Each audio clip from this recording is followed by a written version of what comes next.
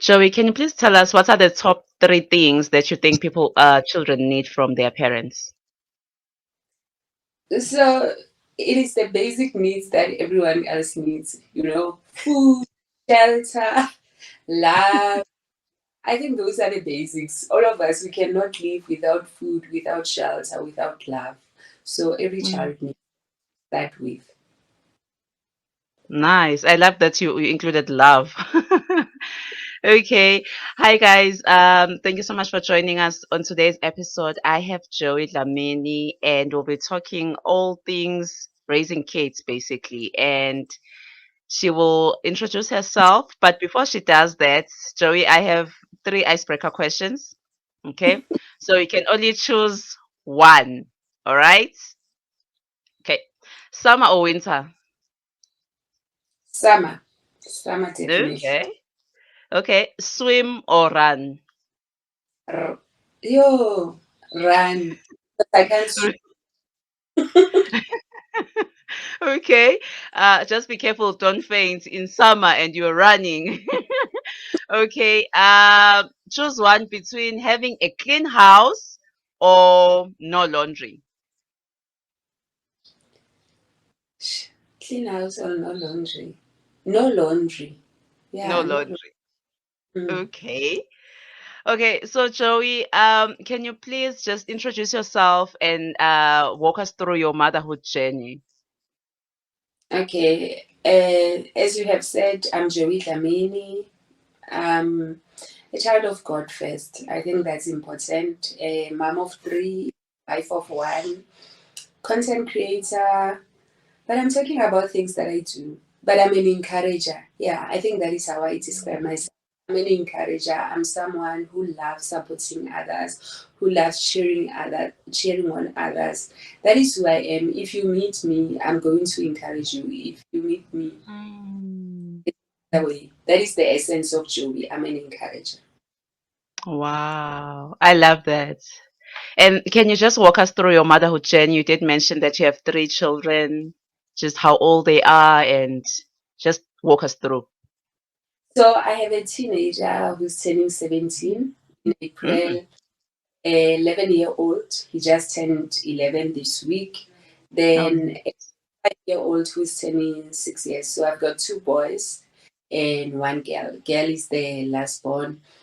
So I I never thought that I would be a mother growing up. It wasn't part of the Really? plan. No, I marriage and motherhood was a plan for me. My plan was that I was going to go to varsity, make money, get a job, corner office, help my family get the poverty and yeah, take care of everyone else. But getting married, I've never been that girl who was, you know, thinking like practically have the wishes when you are watching Cinderella, Yes, of course. yes, But after yes. that, it wasn't really a plan for me.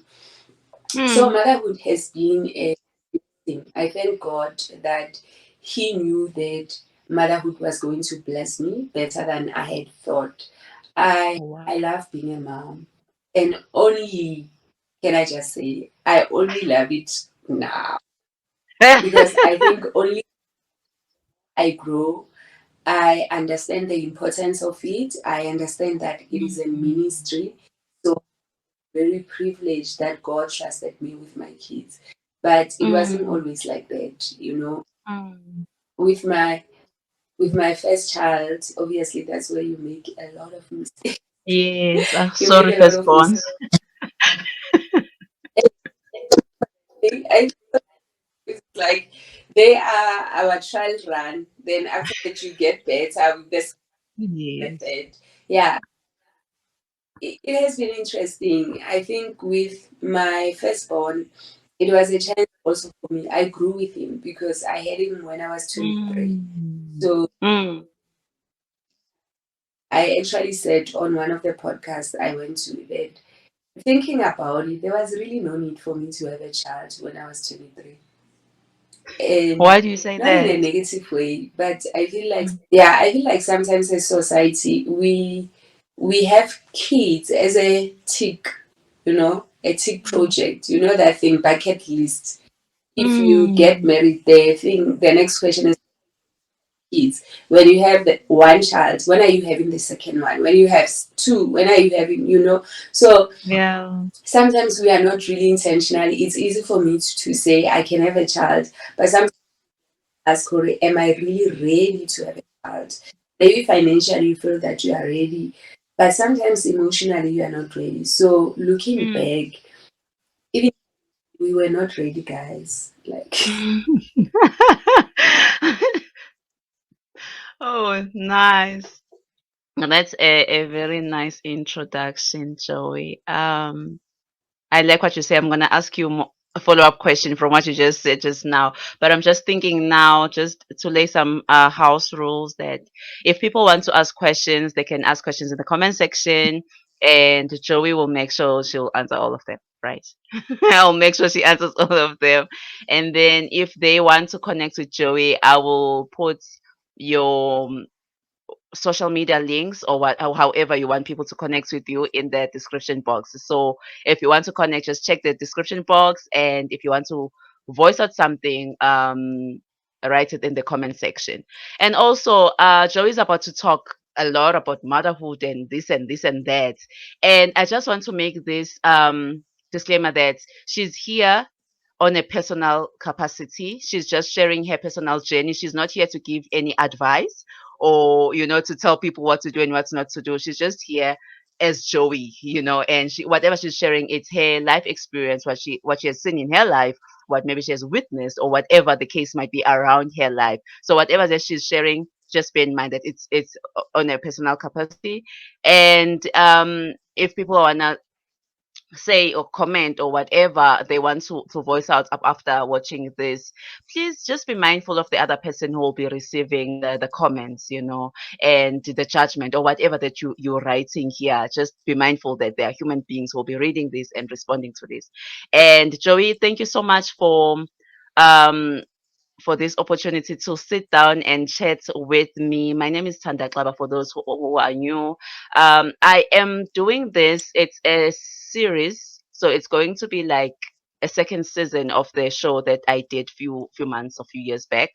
And here today we are focusing on raising children, and there are a lot of questions that I have personally and that other people might have when it comes to raising children. So I feel it's a good platform for us as parents to talk, bounce ideas, because you might say something that I never thought of, or maybe you have experienced something that I haven't experienced, and then we can learn from each other and we can help each other basically, because these children don't come with a manual, unfortunately. So we are growing with them. So this is part of us developing ourselves as mothers to better understand our children's needs and to also understand our responsibilities as parents. So, Joey, you mentioned that you wanted to go to university, go make money, and be this career woman. But here you are now. You are still a career woman, by the way. She is a career woman. She is a writer as well. You didn't say that. She's also a writer as well. She has like her follower. She has a social media, a platform where she shares whatever that she just describes, encouraging us and teaching us. I learn from your page. I learn from your page the things to unlearn, the things to learn as a human being and also as a mother. And Joey, while you have all those hats that you need to wear, how are you able to balance it? Like being a career woman, being a present mom, being a businesswoman, being Joey, being a child of God you mentioned earlier on. How are you able to balance all of that? the honest truth is that there is no balance. There is no thing I had to acknowledge was that there are different seasons in our lives, just like there are different seasons in the year. So sometimes my attention will be more on my job than it is on my family, unfortunately. Mm, And my attention will be more on my family, less than on my job.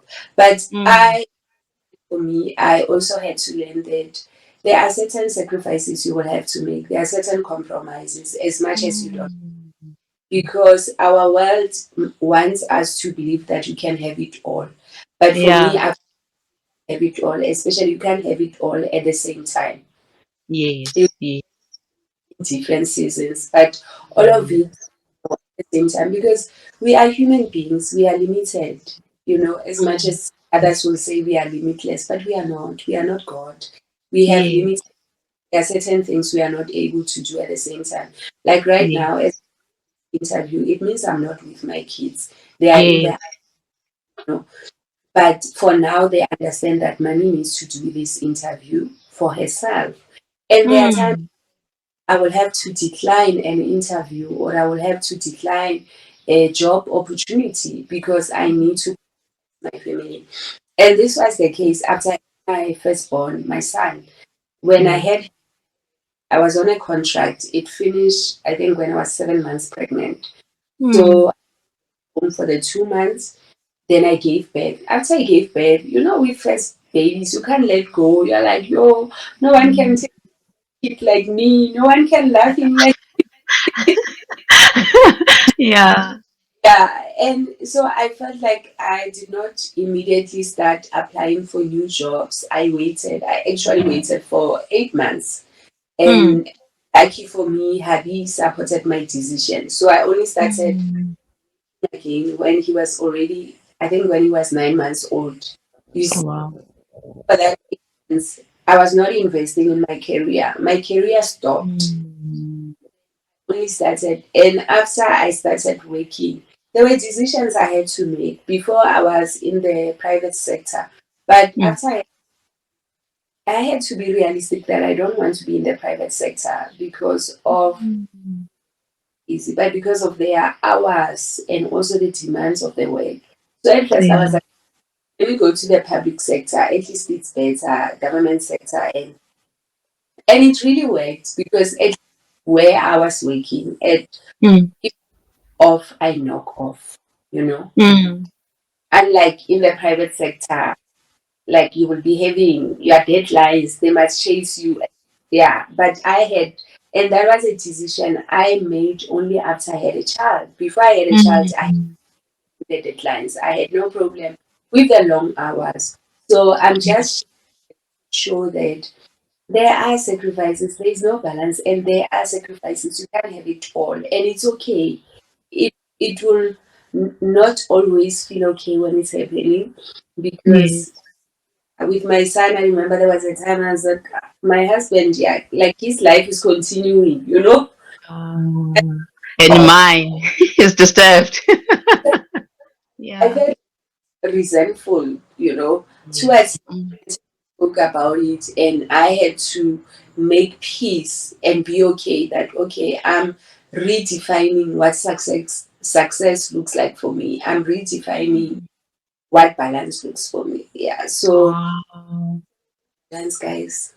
Wow. Yo, Joey, I love your response. I love your response because we, especially I feel as mothers, we allow the society to pressurize us to do it all and to balance it all. If you are working, they're like, oh, your kids are going to preschool if they're still young. Like, you're not giving them the attention, the love they need. And if you are staying with them, they say, oh, what about your career? Your children are going to grow up. So the society is demanding so much from us. And sometimes we fail to define balance. I like what you just said right now, that it's not possible the way that society wants it, that I'm 100% Thanda present here while I'm 100% with my kids, while I'm 100%, acing it in my career, while pushing a side hustle. It's just so much. And it's impossible for a human being, a normal human being, to balance it all.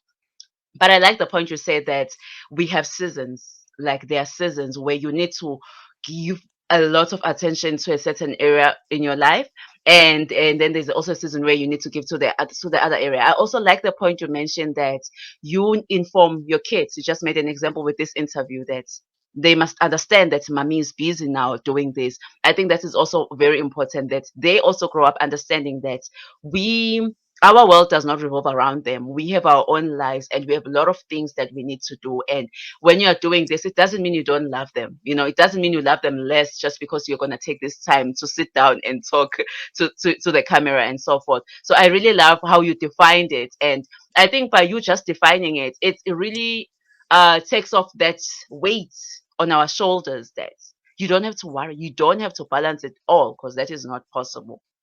I love that. And now, Joey, I know you talk a lot to parents. You give a lot of advice, and I believe it's because of your life experience, obviously, but also of your career background that you have, your understanding of how children operate or what they need from us, and the parents' needs as well. Why should parents pay attention to their children's feelings? I think that is so critical, especially I'm just going to say for brown people, I'm going to bring race into it because growing up, we were never really encouraged to understand our feelings. And because Mm. of have a lot of hurt people walking around. We have Mm. people Mm. who have childhood traumas because they grew Mm. up in environments that never catered for their feelings. They grew up in environment that never taught them how to deal with conflict, how to, how to express yourself, Yes. in environments that even made you feel bad for crying, that made you like, what are you, Mm.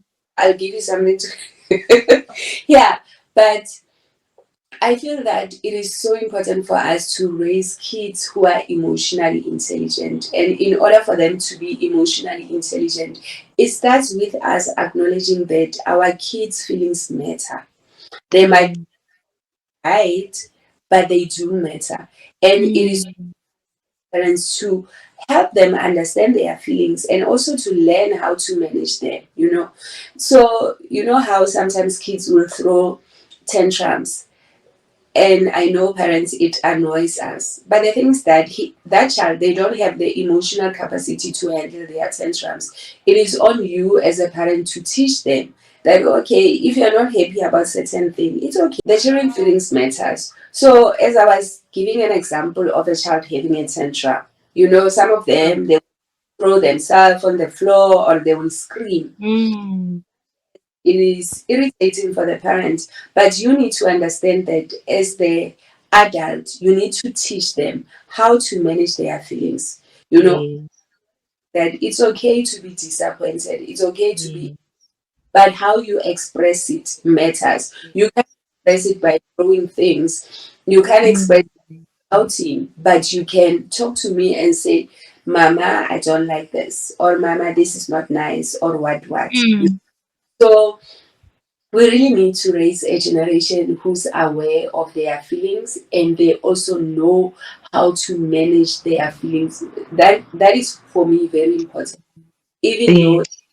it's easy to receive it because it can be triggering for us as parents because we did not have those environments that allowed Yeah. us feelings. So yeah. Yes. Wow. No, I like that. I like that. And you're mentioning that we as parents also need to help them better manage those feelings. But we must not suppress those feelings. They must still express them, but we must teach them how they communicate, how they voice that they're not happy or they don't like something. That is so important. And what you're saying is very true. We have a lot of adults that are dealing with childhood trauma. And sometimes they're not even aware that they are dealing with those things. It's only people who are paying attention to how they are reacting, or maybe if there are people around them who will be kind enough to tell them that, hey, I think you need to sort this out because you are dealing with childhood trauma. So I like what you're saying. So, and now you just mentioned you actually gave one example of a phrase that's, hey, when you are crying, they say, what are you crying for? I'm gonna give you something to cry for, right?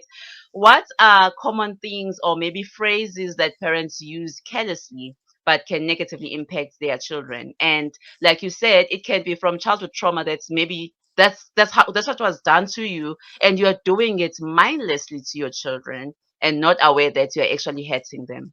I words have power, you know. Mm, And a lot of us, we are not aware of it. We just use words. We don't mm, think about the impact of what we are saying. One of mm. the phrases that parents will say, when they are angry, that I regret having you. Ish. You don't mean it, you are just angry. Mm. But those things, they stay with the child. And Yeah. don't go back and apologize for your words and make sure that you don't say it again. You know, or Mm. about my life would be so much better if you're not here. And usually, the things that we need to be careful of is the words we say when we are angry, when we are not happy with us. Mm. Mm. Mm. The one I don't like, and people, it's a positive, for people, it's a positive one. When parents, their kids, you are like, you are my world, you are my life. I feel it's such a heavy burden to put on a child. Mm. We should, Yeah. like, such, like, now a child must be thinking, "Hore, your, your life revolves around them, Yeah. or a heavy burden." And I understand why people say it. It sounds so nice. Uh, You're my everything. oh, guys, can't be Mm. human being. Like, and I know people will come for me. It's okay, but for me, it's Yeah, but I think they are saying it. I think just like you said, they will think it's a positive thing that you are my world. You mean the world. You are my everything. And like you're saying that the child now is carrying this heavy load that I am mommy's world. So if I mess up, I'm messing up mommy's world. it's If I do good, it's around mommy, and oof, that's so unfair. That's so and unfair on a child. and I've seen that a lot of times it's mummies who say it. Mm. Comes the problem when the kids start having their own life because you feel like how can you have your own life when Yo. when now you are making your child feel guilty for wanting to spend time with other people, for having interest. Mm. So we really need to be careful because one thing I've realized about parenting, especially motherhood, for moms, our kids, they do feel a gap. They do Mm. feel, they do, because their love is so nice, guys. It's so pure, Yeah. unconditional, and they make you feel like Yes. you are the best. So it can be very easy for us to end up expecting something that we are not supposed to from our kids. Mm. Mm. Mm.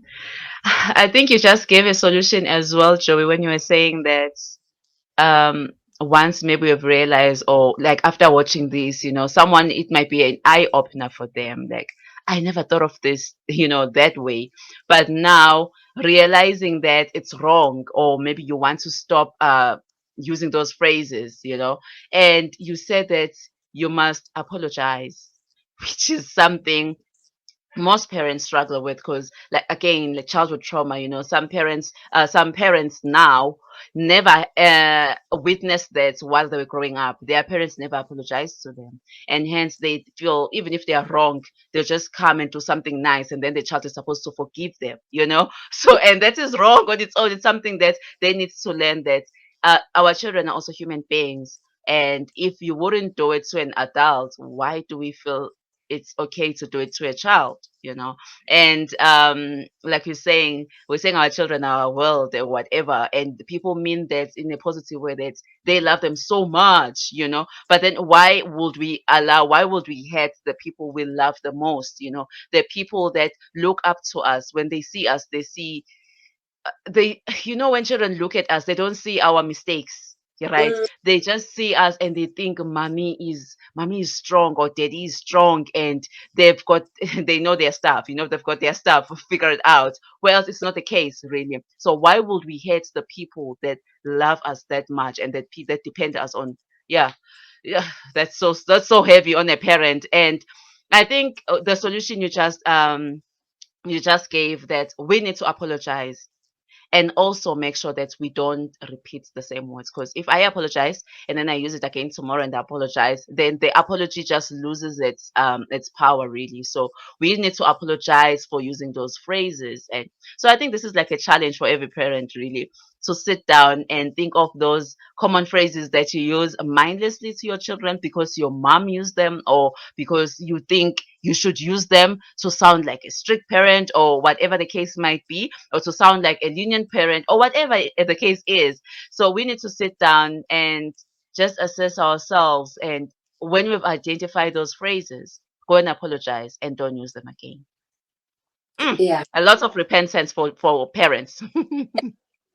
I don't know how many times I catch myself wanting to say something about my son, especially the second born. Even those things we talk about, like the middle child, the firstborn child, the traits and what. So I don't know how many times with my second born, because he's the middle child. Sometimes Mm. I say something, but I will stop myself, because Mm. of weight. So I don't want to confess that over his life, even if I see that. Mm. So we really need to be careful. And a silly example, like when I talk about my daughter, I don't say my broke best friend. Why am I confessing Mm. brokenness over my daughter? So I will say my little rich friend. I don't say my little broke friend. You know, Mm. careful, especially in the age of social media, where we Yes. get phrases, this cute. Yes. It's easy to confess things that we don't really believe. Mm. Yeah, just be what you say, just be mindful of what you're saying and really think about it. Tori, what am I saying? Am I speaking life over my kids, or am I? Mm. Mm. Mm. Yeah, this is so powerful. This is so powerful. And how can now parents who have identified that, or parents who have not identified that, but they want to improve their connection with their children, how can they do that? Like, where do we start? Especially if maybe it's something that you did not have the privilege to have access to when you were still young. So it's something that you didn't have as a parent. You want to improve your connection with, or your relationship with your child. I believe it starts with acknowledging that you have not been the parent that you want to be. Because in order for you Mm. to attend to something, you need to acknowledge it. You can't work on something that you do not acknowledge. Yeah. You have to apologize. Apologize to your Mm. the fact that you have seen that you have not been the parent that you want to be. Then now it's time Yes. to repair. And it is possible to repair the connection. So you ask for Mm. knowledge. And with me, with my firstborn, I had to apologize to him because I was not the mother Mm. I am to his siblings. So I had to apologize that, you know what, I am so sorry for how I treated and how I raised you. And I did not make an excuse, but I acknowledged that I did not know better. Now, Yes. Yes. and because Mm. I'm learning, I'm going to be a different parent. So Mm. like he accepted, because the problem is that if you do not apologize and you just start changing, there is a possibility your child is not going to trust you. They are going to think, what is he looking for? What is the Oh. face? So you need to acknowledge it and talk about it so that when they see the changes, they can understand that, oh, this is what she was referring to. So, Mm. and have an open communication with your kids. And I Mm. know for other people.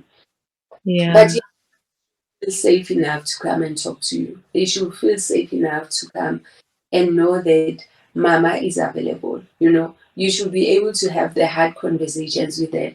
Kauri, if they don't have the hard conversation with you, they are going to have it outside in the world. And the Yeah. world for kids.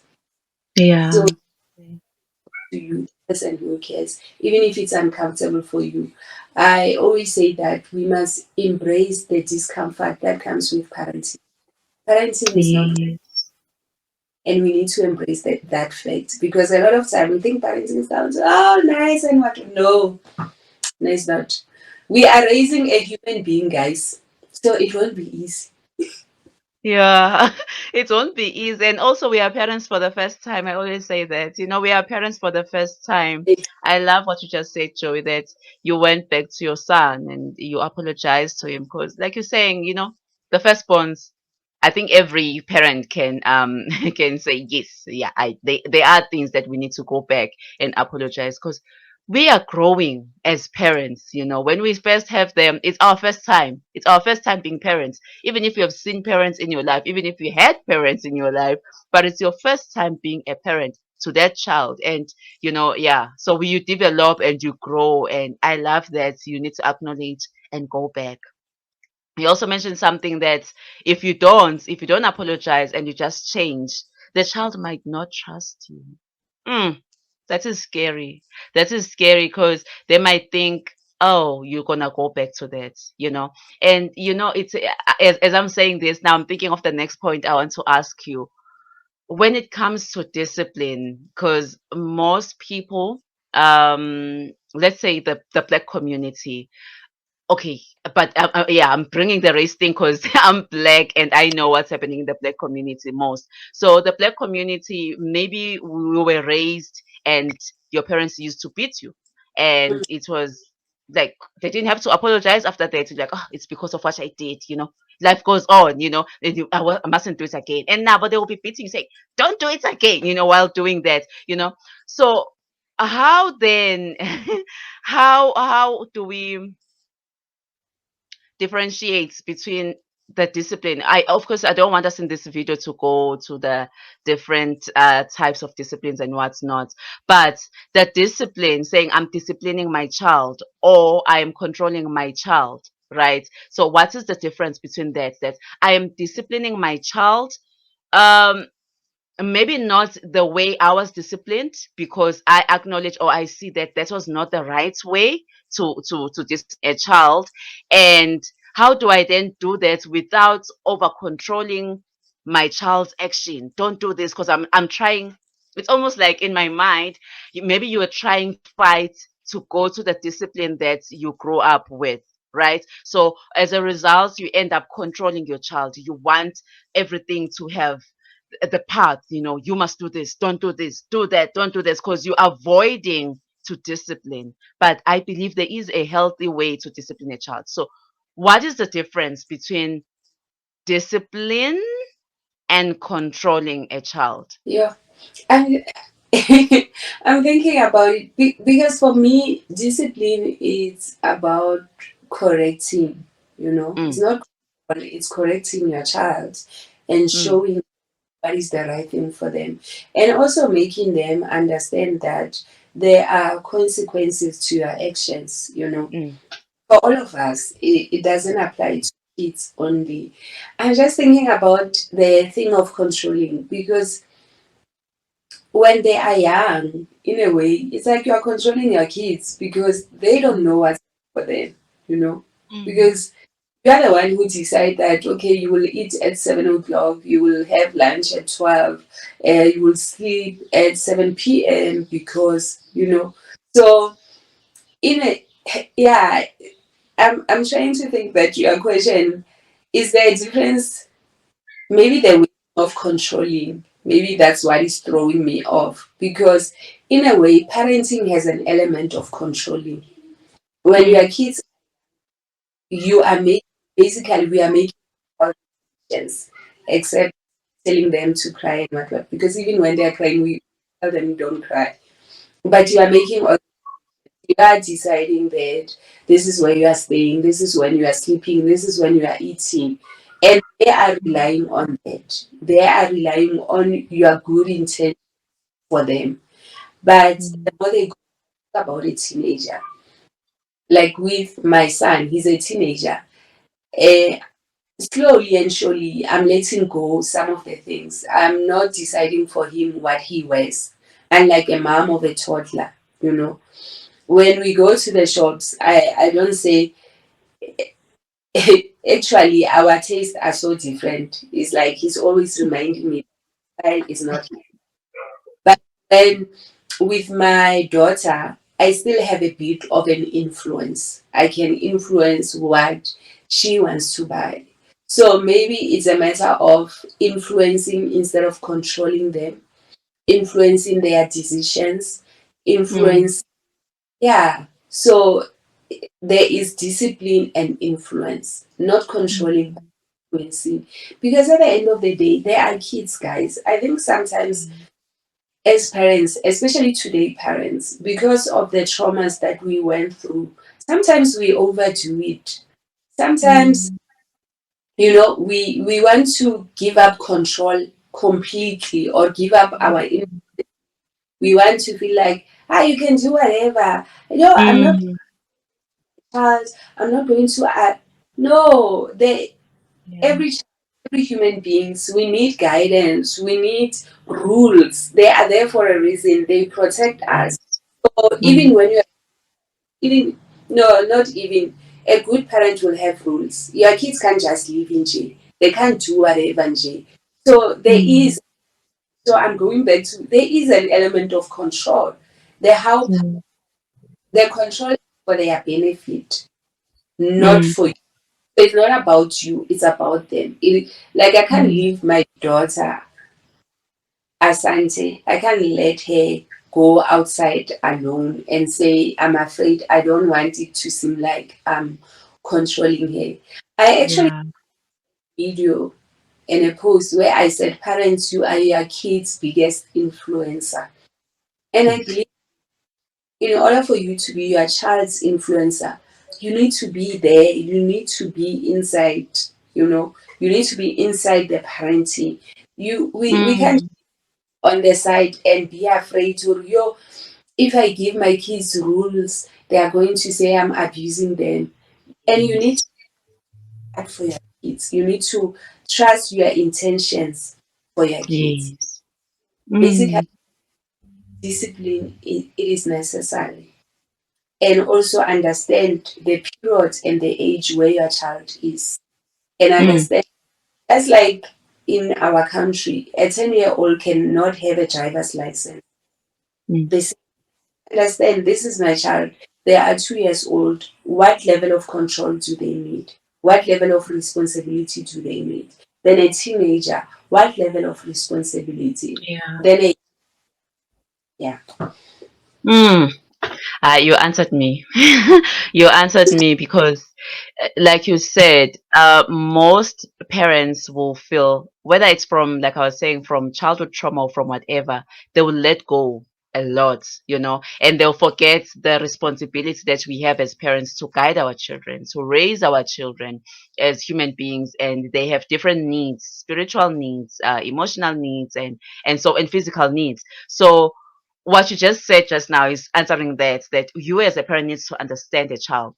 You need to understand that my 2-year old needs this kind of discipline and these kind of consequences for their actions, and they need this kind of guidance from me as a parent. But maybe my 14-year-old does not need that. They need something else. It's the same thing with the attention, that your children will not require the same level of attention from you. A 1-year-old, they need you. They need you, to move, to do whatever, to eat, and so forth.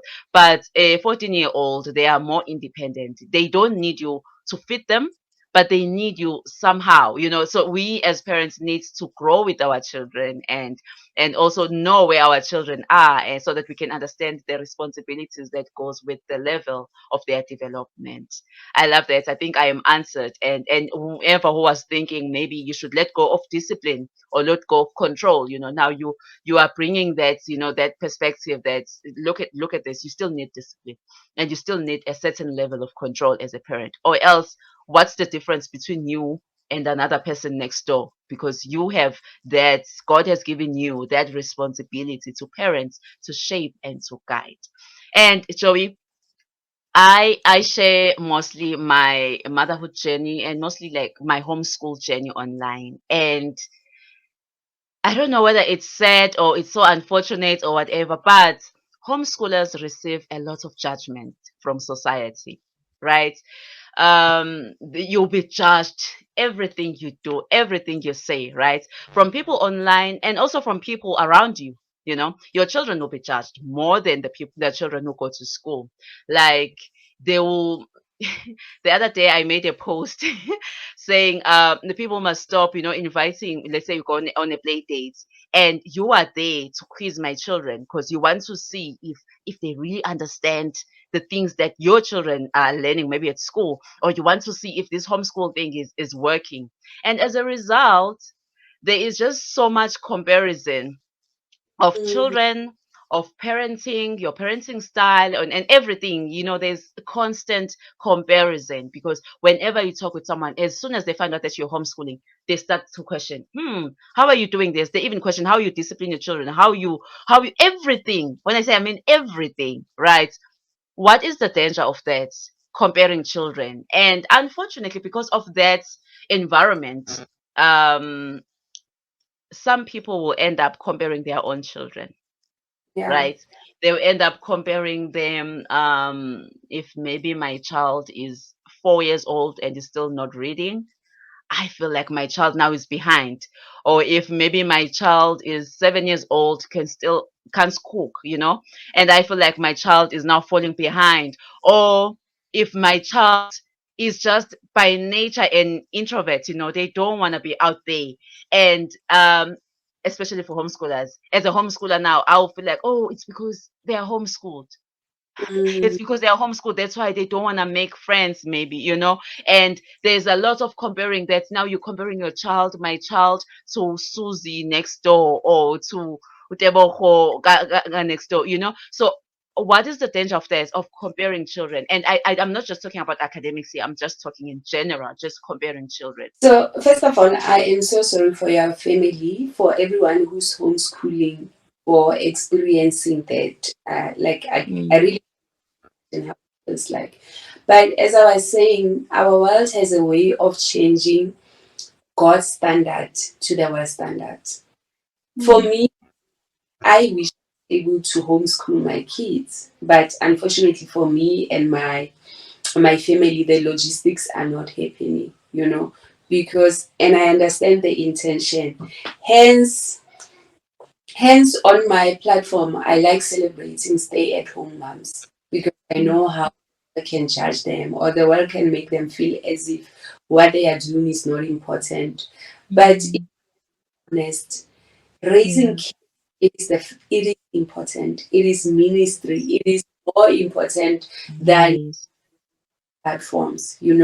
But the world has made us feel that being on platforms, it is more important. Mm, And also, as a society, unfortunately, comparing kids, it happens both for the kids who are homeschooled, even the kids who go to traditional schools, where mm. people want to forget that or take for granted the fact that kids are not wired the same way, just like Yes. adults are wired the same way. And we Mm, should every child for the way they are, yeah. for wired them and celebrate the gifts and the talents that they have. One of the Mm, things I'm excited about is that we are slowly moving into a space where we appreciate that some people are creative, some kids are creative, mm. are academics, and all of them are worthy. All of them, they deserve praise. All of them, they Yes. rated. I was actually sharing, I think about 2 or 3 years back. I always had an issue, and I understand parents who are sharing it. I'm not coming for you, but it will make me feel somehow when I see a parent sharing their child and how many hours they got and what on platforms. And I will always have this question: what happens? I'm happy that we are starting to acknowledge that our kids are wired differently, just like Mm, us, and that everyone deserves to be celebrated as they, yes. you know. But Mm, when you start comparing your child for things that they are beyond their control, what are they supposed to? mm, mm. They feel that their life is not worth it because they can't Yes. do things. There is a way Mm, encouraging your child to do better or to reach their potential, mm. comparing them to someone else. And also for me, if you compare me to someone else, I'm not going to change. But Yes. it's the right thing. Tell me about me. That you know what, Joey? I see your potential. I can do. Yeah. How can I support you? How can I help you? But immediately when you start saying, why are you not like what? Why are you not Nani? How they do things? I'm Mm. change. I'm just going to say, go to Smangma since you Yes. see like what. So it is very dangerous for us to compare our kids to their siblings. You know, Mm. sometimes to their siblings that your sibling was working by the age by 3, Mm. as if a child decided that I'm not going to work by this age. Yeah. So we really need to be, it goes back to the power of our words. We need to be mindful. Let us learn how to encourage our kids because I know sometimes it can be frustrating, especially for, Yes. you know, I usually say they are very chilled and they are not hurried. We grew up in a generation where, like, yeah, you can't sit still, you must be busy. But with them, like, I've got all the time in the world. So it can be hard because we are not used to that. Even their definition of hard work is not the way we defined it. For us, Yes. yeah, so it can be very triggering. I know with my kids, Mm. so I'm learning that, okay, I need to understand their motivation is not the same as my motivation. Mm. They are growing in, even though it's not easy for me because, yo, I use taxis sometimes. So when I'm in a taxi and a school child would be coming, they and they will be walking so slowly. And I'm like, but we are late. And I was even saying that today's kids, they don't run, they walk. They, we when someone calls you, you ran Yes. Yes. and You you can't walk. walk. Run. They will even say this. Would say, hey, why are you walking? Run. And you walk. It's like I'm coming. Okay, so yeah, please. Drop everything and come. Yeah, I understand. I understand the difference between our generation and their generation. A lot. And I understand Mm. it can be, yeah, very triggering and overwhelming. So, but Mm. we need their generation and our generation and try to find the middle ground. We need to meet each other somewhere. You can teach them your kind of hard work while also learning from their kind of hard work. Yes, yes, yes. And what harm does it do to a child comparing them? It affects their self confidence, you know, because it's like it means I'm not good enough, whatever Mm. Mm.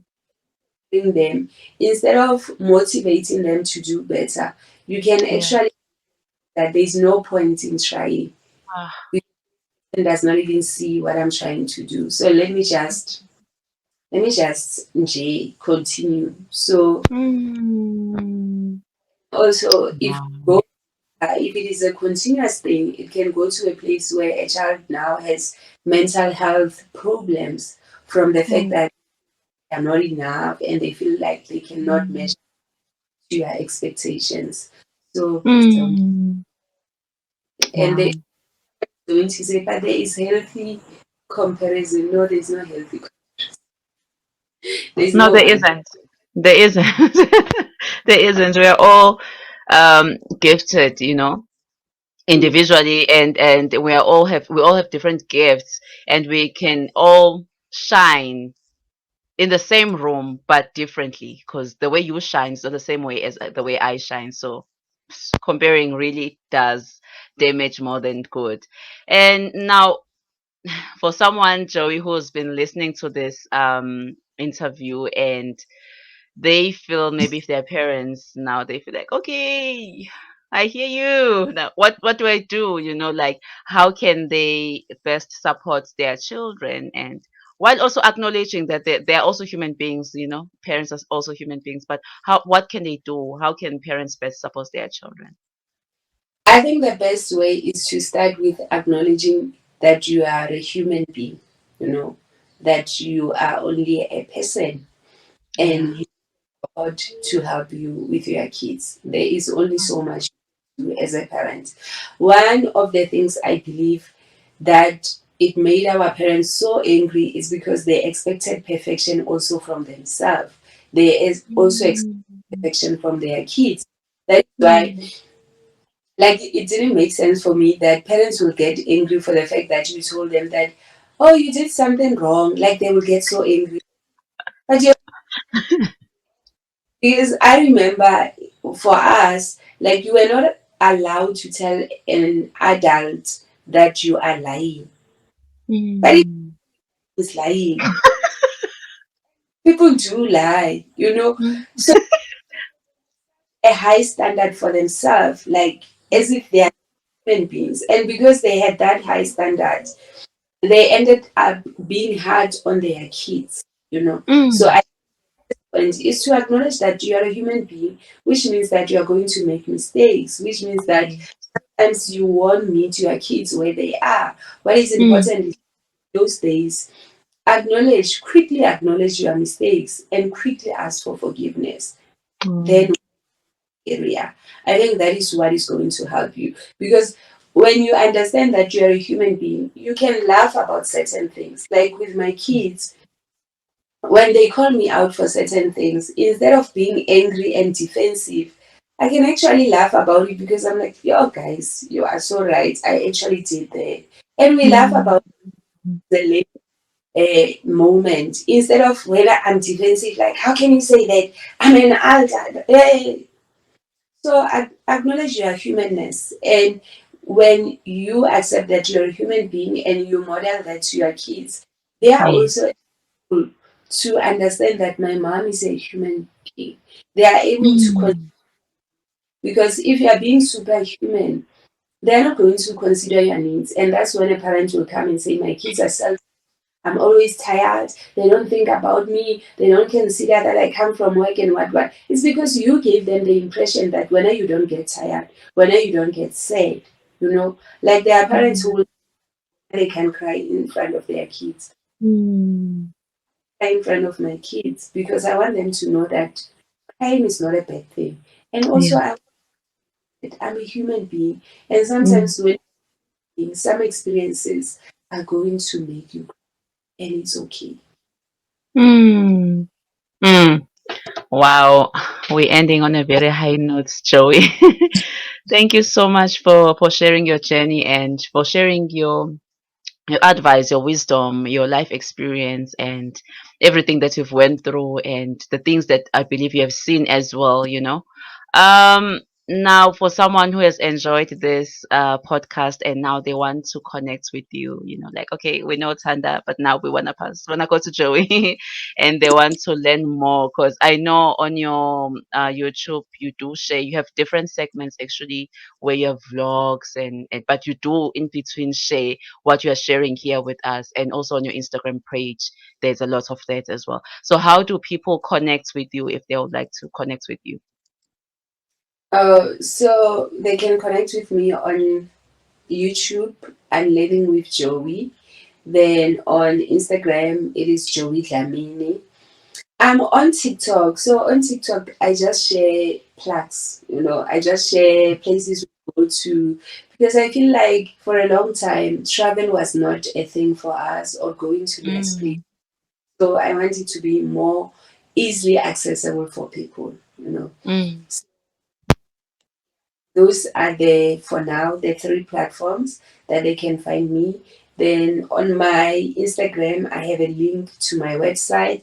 They can also download a free 25 ways to connect with your child. There's, yeah, Mm.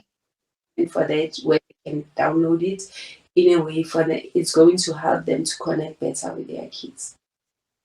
Wow, nice. And I also know you have a book. Can they also access that from your website? Definitely, they can do that.